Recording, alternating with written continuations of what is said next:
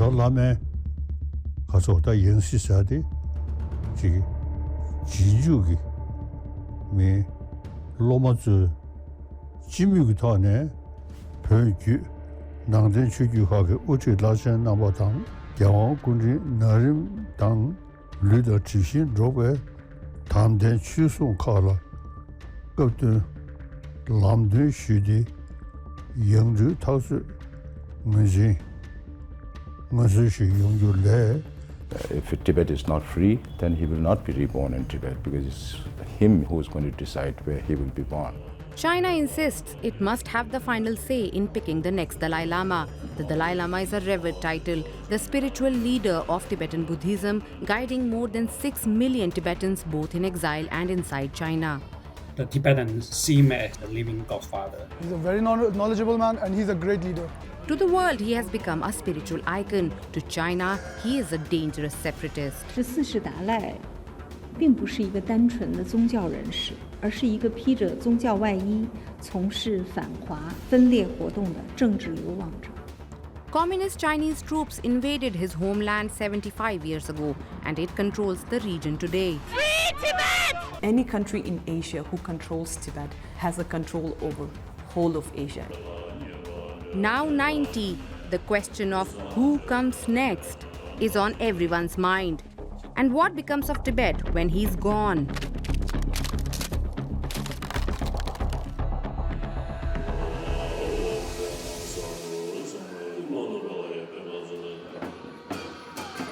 The 14th Dalai Lama rolls in a Pope mobile-style golf cart into the courtyard of the main Tibetan monastery in Dharamsala, his adopted home in the Indian Himalayas. This is one of his increasingly rare public appearances. Around him, maroon-robed Buddhist monks and tearful Tibetan exiles chant prayers for his long life. The Dalai Lama is the spiritual leader of more than 6 million Tibetans, both inside Tibet and across the world. But he lives in exile thousands of kilometers from the homeland he fled. Tibet, officially known today as the Tibet Autonomous Region of China. The region's strategic importance is undeniable, but before we get there, it's worth asking, who is this man? Over the last 50 years, the Dalai Lama has become a global icon. But I really feel oneness of 7 billion human beings. Not much differences. Too much emphasis on my race, my nation. That's become source of conflict. He is often compared to Mahatma Gandhi and Nelson Mandela for his message of non-violence. World leaders have lined up to meet him, tech CEOs have sought his advice, and celebrities have praised his wisdom. His long public life has not been without controversy. Still, he's earned a rock star status few modern spiritual leaders achieve, and he's charmed the West along the way. That is because His Holiness says we have this Buddhist culture. Penpa Shering is the Sikyong, or the elected political leader of Tibetans in exile. That is rooted in ancient Indian values of non-violence, ahimsa, karuna, compassion, which has the potential to spread more peace in this world. The Dalai Lama is also the global face of Tibet's non-violent resistance against China. The Dalai Lama. It sounds like a name, but it is actually a title, one that means ocean of wisdom. For centuries, it has been given to the highest spiritual leader of the Gelug school of Tibetan Buddhism. The man who holds it today is the 14th in this unbroken line of reincarnated lamas believed to be reborn again and again to guide Tibetans. The 14th Dalai Lama was born as Lamo Thondup in 1935 in a remote village in northeastern Tibet. Age of just 2 years, he was identified as the reincarnation of his predecessor. By 5, he was on the throne presiding over Tibet's political and spiritual leadership. In 1950, Chinese troops from the People's Liberation Army invaded Tibet. A year later, under pressure, Tibetan representatives were forced to sign the 17-point agreement recognizing Chinese sovereignty in return for promises of Tibet's autonomy. The Dalai Lama ratified the agreement but later repudiated it. but that was enough for China to claim its control over Tibet. Tibet and allow the Chinese, the PLA to come in. Lai Hongyi is Professor of International Relations at the University of Nottingham. For a short while, have small or at least peaceful relations with the central government, including the leader Mao Zedong himself. But then later on, they kind of fell apart. Some Tibetans contend it is here where the issue lies. There was only one agreement that was signed between the Communist Party and the Tibetan government in 1951.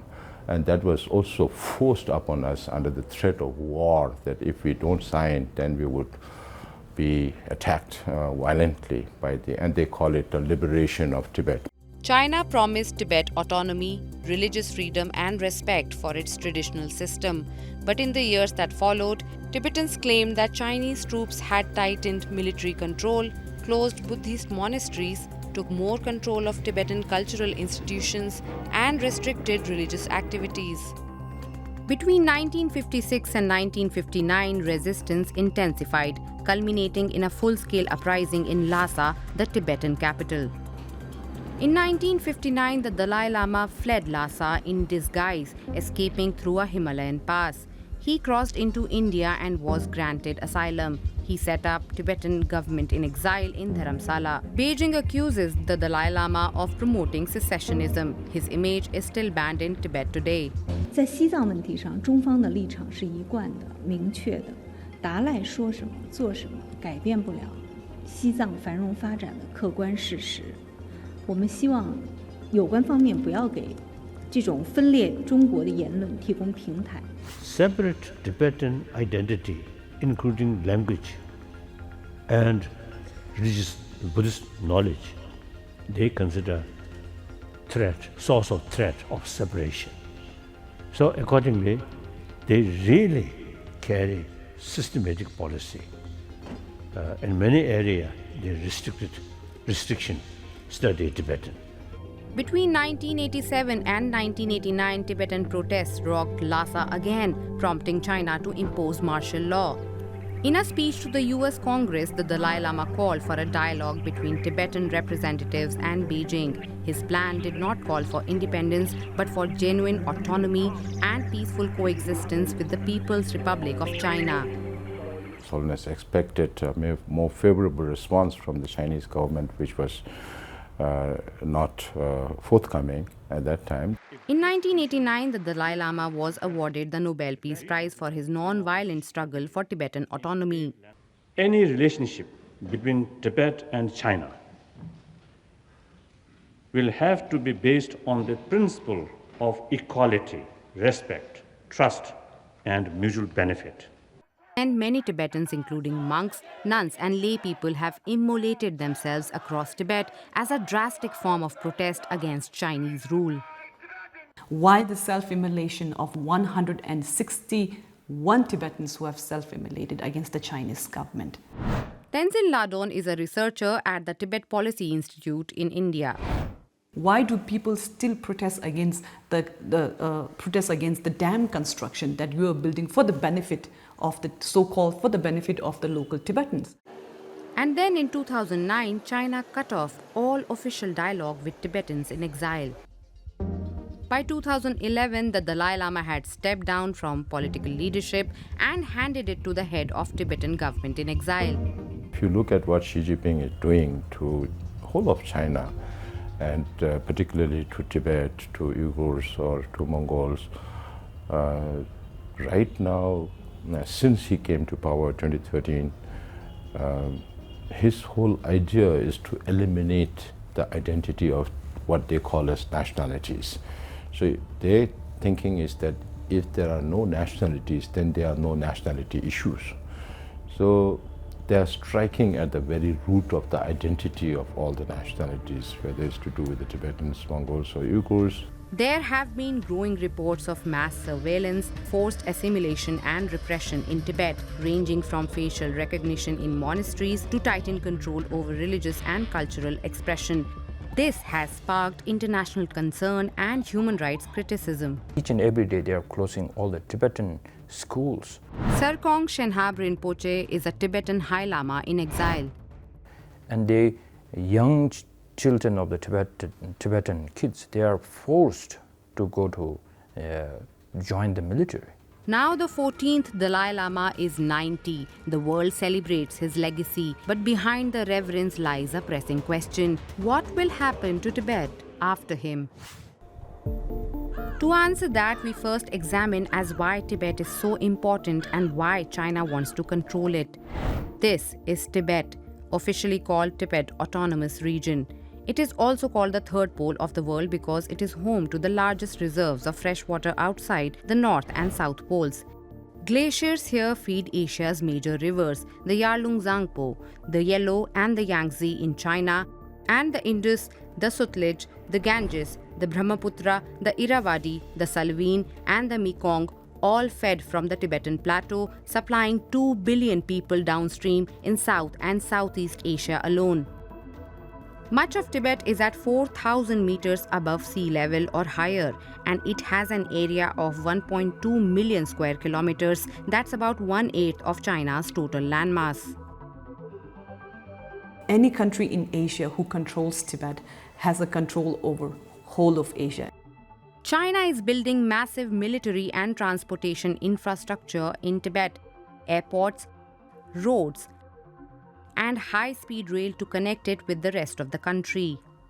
It's seen Tibet as part of China and should be economically integrated or benefited from so-called motherland. Given its quite tiny, small share population and economy in the Western region, it has probably got a disproportionately really high investment from the central government. Tibet is getting a massive makeover. 80 billion yuan or 9.5 billion euros for new airports, upgraded rail lines and highways. One of the highest altitude rail line in the world would take passengers from the nearby provinces, and there have been a quite popular train ride for many tourists. China is rapidly expanding a Tibetan superhighway network with plans for over 5,600 kilometers of high-grade highways by 2035. In addition, China is building the world's largest hydropower dam on the eastern edge of the Tibetan Plateau, tapping the mighty Yarlung-Tsangpo River. When completed, it could generate 300 billion kilowatt-hours a year, but the ripple effect may reach millions downstream. Almost 1/3 of the world's populations are dependent on the water that comes from Tibet. Lobsang Yangso is an exiled Tibetan environmental researcher. The people who are dependent on the Brahmaputra river and the Mekong are the fishermen, the farmers, and their livelihoods get hugely impacted.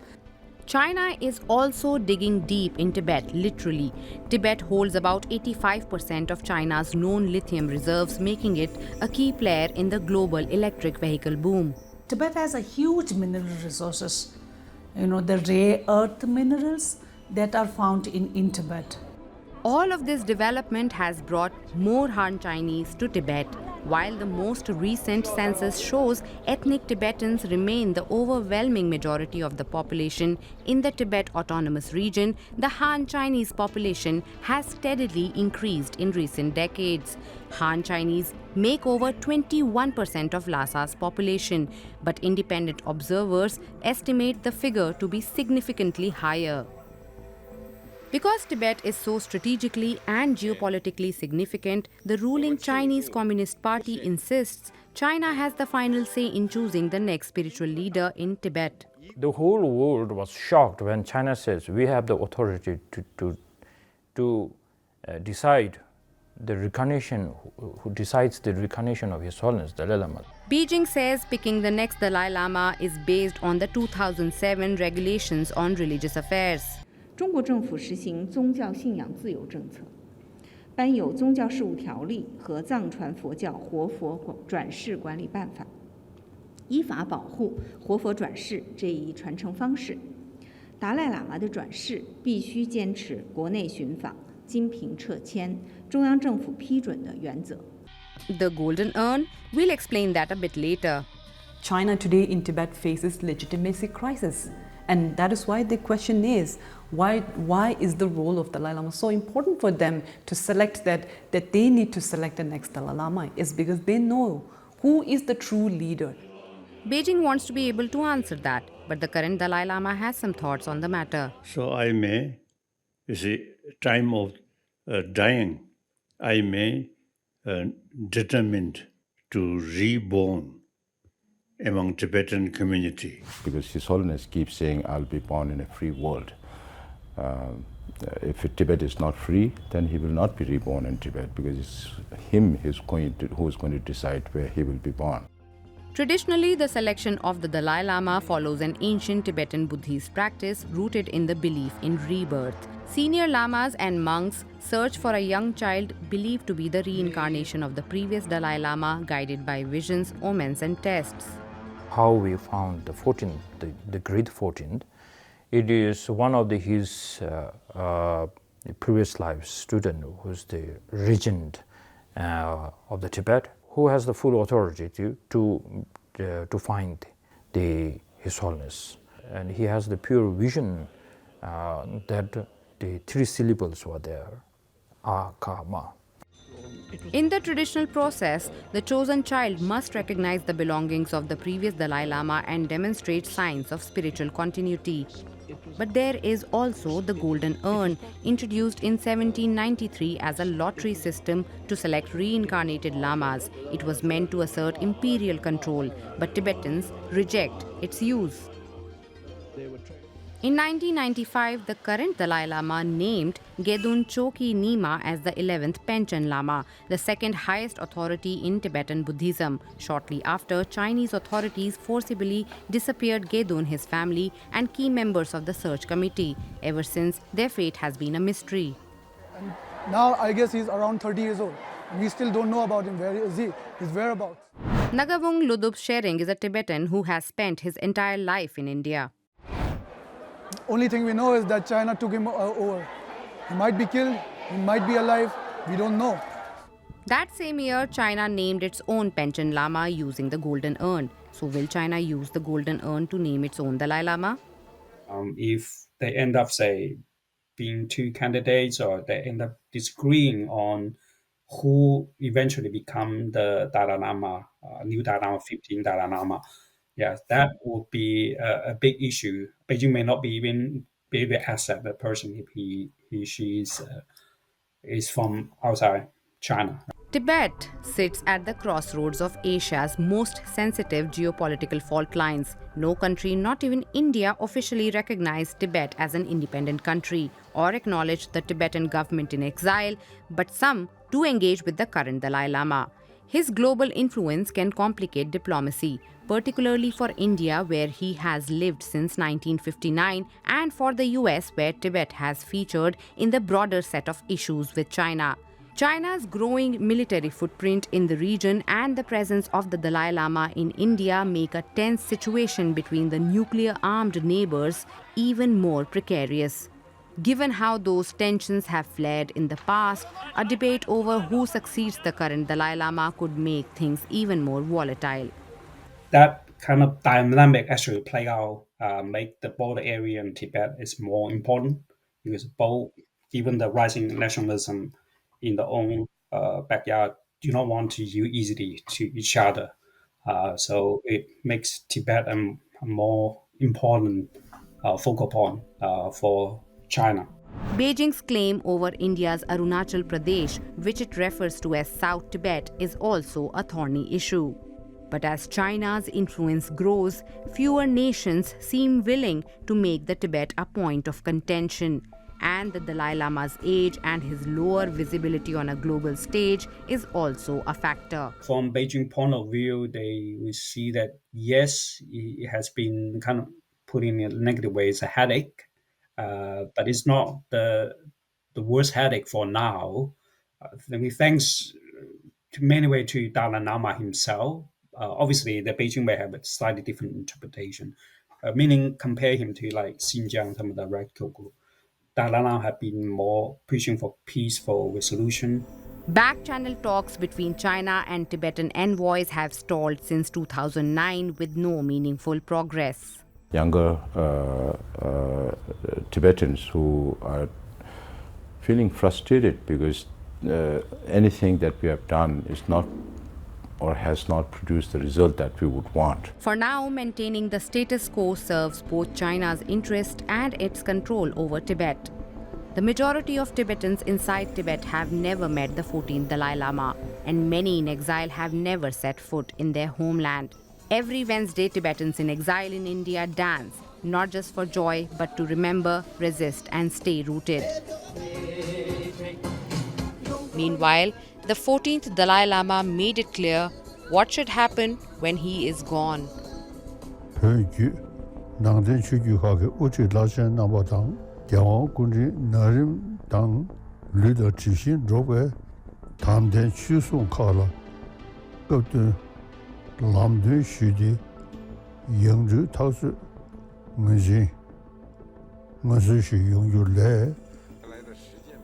The two sides have drawn clear lines on who picks the next Dalai Lama. This outcome will determine Tibet's fate.